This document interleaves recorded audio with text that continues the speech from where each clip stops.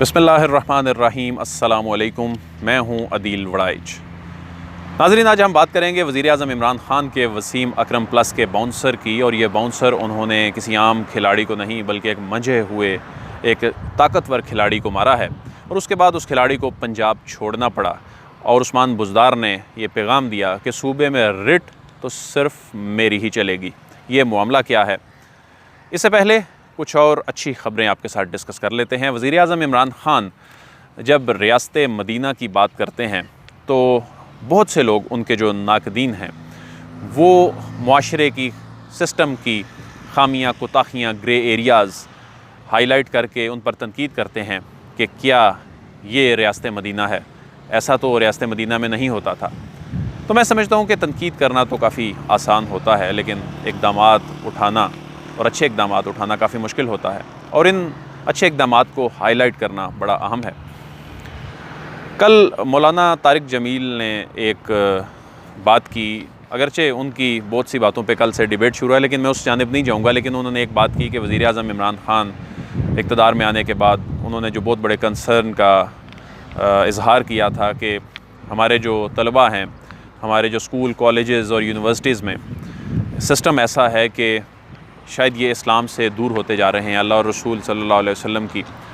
تعلیمات سے دور ہو رہے ہیں، تو اس گیپ کو میں ختم کرنا چاہتا ہوں۔ تو آج ایک اہم فیصلہ پنجاب میں جو تحریک انصاف کی حکومت ہے اس کی جانب سے سامنے آیا ہے۔ وہ فیصلہ یہ ہے کہ پنجاب کی تمام جامعات میں قرآن پاک کی تعلیم لازمی قرار دے دی گئی ہے، اور یہ صرف قرآن پاک کی جو تعلیم ہے یہ صرف ناظرہ ہی نہیں بلکہ قرآن پاک کا ترجمے کے ساتھ تمام جو طلباء ہوں گے یونیورسٹیز میں، پنجاب کی یونیورسٹیز میں، ان کے لیے یہ لازمی قرار دے دیا گیا ہے۔ اور میں سمجھتا ہوں کہ یہ ایک بڑا ہی اچھا فیصلہ ہے، جسے میں سمجھتا ہوں کہ اپریشیٹ کرنا چاہیے، کیونکہ ہم جو دیگر علوم ہیں ان کو حاصل کرنے کے لیے پوری دنیا، ہم ہر جگہ جانے کے لیے تیار ہو جاتے ہیں، لیکن جو ہماری دنیا اور ہماری جو آخرت ہے اس سے متعلق جو سب سے اہم کتاب ہے اس کو سمجھنے کی کوشش نہیں کرتے۔ تو ایسے میں آنے والی نسلوں کو ایجوکیٹ کرنے کے حوالے سے، اسلامی تعلیمات کے حوالے سے، قرآن پاک کی صحیح سمجھ بوجھ کے حوالے سے یہ بہت ہی بڑا فیصلہ ہے، جسے اپریشیٹ میں سمجھتا ہوں کہ کرنا بنتا تھا، اور آپ کو بتانا جو ہے وہ ضروری تھا۔ اب آتے ہیں اپنی مین سٹوری کی جانب کہ وزیر اعلیٰ عثمان بزدار کے حوالے سے جو پرسیپشن ہے وہ یہ ہے کہ جی یہ تو اپنی پاور ایکسرسائز ہی نہیں کر پاتے، انہیں تو اپنے اختیارات کا معلوم ہی نہیں ہے، پنجاب میں معاملات تو کوئی اور چلاتا ہے، یہ تو صرف ایک ڈمی ہے۔ اور یہ پرسیپشن ایک اکثریت کے، میں سمجھتا ہوں کہ بہت سارے لوگوں کے ذہنوں میں ہے، لیکن کل ایک ایسا واقعہ ہوا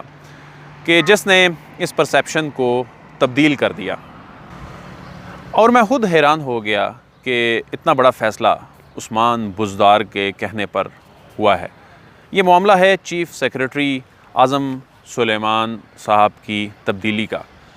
کل ایک اہم ملاقات ہوئی وزیر اعظم آفس میں، عثمان بزدار صاحب نے آ کر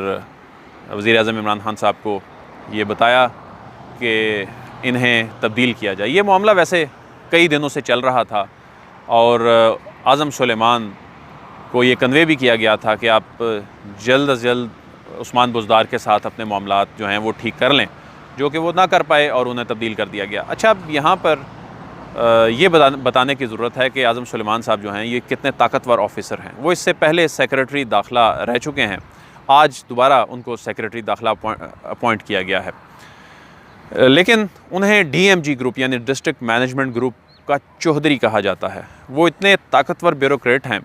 کہ جب وہ اس سے پہلے سیکریٹری داخلہ تھے تو وزیر مملکت برائے داخلہ شہریار افریدی کے ایک دو اقدامات کو انہوں نے کہا کہ یہ آپ نے قانونی اقدامات نہیں کیے، انہوں نے کوئی نوٹیفیکیشن جاری کر دیا، اور انہوں نے کہا کہ یہ آپ کے پاس اختیار نہیں ہے یہ نوٹیفیکیشن جاری کرنے کا، تو وہ نوٹیفیکیشن پھر انہیں واپس لینا پڑا، اور وہ یعنی اقدام انہیں واپس لینا پڑا۔ تو اس کے بعد پھر یعنی ایک چیز اسٹیبلش ہوئی کہ وزیر سے زیادہ جو ہے سیکریٹری جو ہیں ان کی طاقت جو ہے وہ دیکھنے کو ملی، اور عام طور پہ یہ دیکھا جاتا ہے کہ وزیر جو ہے وہ پریس کانفرنس کر رہا ہوتا ہے تو سیکریٹری انہیں سپورٹ کر رہا ہوتا ہے، ساتھ بیٹھا ہوتا ہے، لیکن ایک دو ایسے دلچسپ واقعات دیکھنے کو ملے کہ سیکریٹری جو ہیں وہ پریس کانفرنس کر رہے تھے اور وزیر جو ہے وہ ساتھ بیٹھا تھا، اور جو سیکریٹری اور جو وزیر داخلہ ہوتا ہے، وزیر داخلہ سب سے جو طاقتور وزیر ہوتا ہے عام طور پہ وہ ہوتا ہے، اور عام طور پہ یہ بھی ایک سمجھا جاتا ہے کہ اعجاز شاہ اور جو اعظم سلیمان کے درمیان بھی اختیارات کی کھینچا تانی اس حوالے سے بھی اقتدار کے ایوانوں میں چیمگوئیاں ہوتی رہتی ہیں۔ تو انہیں یہاں سے تبدیل کر کے 2019 کے آخر میں پنجاب بھجوا دیا گیا، اور عثمان بزدار نے اس حوالے سے یہ محسوس کیا کہ یہ میرے اختیارات میں مداخلت کرتے ہیں، اور کچھ اپوائنٹمنٹس کے حوالے سے مبینہ طور پر انہوں نے پوچھے بغیر کی، اور کچھ فیصلے ایسے کیے جس میں انہیں ایسے تاثر ملا کہ بائی پاس کیا گیا ہے۔ تو ایک اور کنٹروورسی بھی اس میں شامل ہو گئی، وہ کنٹروورسی یہ شامل ہو گئی کہ حسن رضا صاحب کی آج سٹوری ہے، لاہور کے بڑے اچھے رپورٹر ہیں، ان کی سٹوری آج پبلش ہوئی ہے روزنامہ دنیا میں۔ انہوں نے کہا ہے کہ چیف سیکریٹری پنجاب اعظم سلیمان نے آٹا چینی سے متعلق رپورٹ جو ہے، آٹا چینی سے متعلق جو اہم ثبوت ہیں وہ بغیر پوچھے تحقیقاتی کمیٹی کے حوالے کر دیے، جو ان کی تبدیلی کا باعث بنی۔ اور پھر یہ بھی کہا جا رہا ہے کہ جہانگیر ترین سے متعلق کچھ اہم چیزیں جو ہیں وہ انہوں نے دینے کی کوشش کی۔ تو اس پر یہ کہا گیا کہ یہ جو ایگزیکٹو اتھارٹی ہے اصل انہیں بائی پاس کر رہے ہیں اور یہ خود سے معاملات کو چلانا چاہتے ہیں، تو انہوں نے وزیر اعظم عمران خان سے اس حوالے سے شکایت کی۔ میں یہاں یہ بتاتا چلوں کہ جو چیف سیکریٹری ہوتا ہے، چیف سیکریٹری کی جو اپوائنٹمنٹ ہے وہ وزیر اعظم کا اختیار ہوتا ہے، وہ وزیر اعظم صوبے کے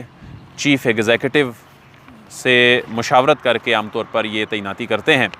اور اعظم سلیمان جو ہیں وہ ان کے طاقتور ہونے سے متعلق میں آپ کو پہلے بتا چکا ہوں، اور جب انہیں ایون لگایا گیا تھا صوبے میں، پنجاب میں، تو انہیں اس بات کی یقین دہانی کرائی گئی تھی کہ آپ کو آزادانہ کام کرنے کی اجازت ہوگی، آپ کر سکیں گے۔ اور لیکن ابھی جو صورتحال سامنے آئی ہے اس میں انہوں نے کچھ اختیارات جب خود استعمال کرنے کی کوشش کی تو عثمان بزدار نے کہا کہ صوبے کا چیف ایگزیکٹو میں ہوں، سکہ تو میرا ہی چلے گا۔ تو اس کے علاوہ ایک اور معاملے پر ہم بات کرنے جا رہے ہیں، وہ ہے لاک ڈاؤن کے حوالے سے۔ لاک ڈاؤن کے حوالے سے پاکستان نے جو ایک نئی اسٹریٹجی بنائی ہے، یہ بہت ہی مؤثر ترین اس وقت دنیا میں اسٹریٹجی جو ہے گردانی جا رہی ہے کہ پورا ملک بند کرنے کی بجائے، میں اس سے پہلے بھی آپ کو سمارٹ لاک ڈاؤن سے متعلق بتا چکا ہوں، لیکن اب اس کو امپلیمنٹ کرنے کا وقت آ گیا ہے۔ تو آج اس حوالے سے D G I S P R صاحب نے بھی بتایا کہ کس طرح ریسورس مینجمنٹ جو ہے وہ کی جائے گی۔ تو اب بنیادی طور پر صوبوں سے ضلعوں اور ضلعوں سے یونین کونسل کے لیول پر پالیسیز بنیں گی، اور جہاں پر جو ٹربلڈ ایریا ہوں گے، جہاں پر زیادہ جو پھیلاؤ وائرس کا ہوگا، کرونا وائرس کا پھیلاؤ ہوگا، تو وہاں پر ان علاقوں سے متعلق اسپیسیفکلی پالیسیز بنیں گی، انہیں سیل کیا جائے گا یا ان علاقوں میں لاک ڈاؤن کیا جائے گا، بجائے اس کے کہ پورے ملک میں لاک ڈاؤن کر دیا جائے۔ تو اس حوالے سے اب جو میں نے گزشتہ ویڈیو کی اس میں بھی میں نے لوگوں سے یہ ریکویسٹ کی تھی کہ خدا را اس حوالے سے احساس کریں، جو حکومتی اقدامات تھے، حکومت نے جو کرنے تھے وہ کر لیے، جو تیاریاں کرنی تھی کر لیں۔ اب جو اس میں نرمی آ رہی ہے، اگر آپ اس میں بے احتیاطی کریں گے، آپ اس میں کیئر نہیں کریں گے، تو ایسے میں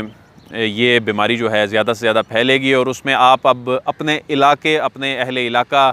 اپنے اہل محلہ، اس علاقے کے لوگوں کو بھی ٹربل میں ڈالیں گے، کیونکہ اگر کسی جگہ سے زیادہ کیسز رپورٹ ہوں گے تو اب وہ علاقہ جو ہے وہ بند ہو جائے گا، وہ لاک ڈاؤن کا شکار ہو جائے گا، باقی پوری دنیا کھلی رہے گی اور آپ جو ہیں پھر اپنے گھروں میں قید ہو جائیں گے۔ اس کے لیے بہتر یہ ہے کہ آپ احتیاطی تدابیر اپنائیں۔ حکومت جو آپ سے روز التجا کر رہی ہے وہ آپ اس التجا کو مانیں۔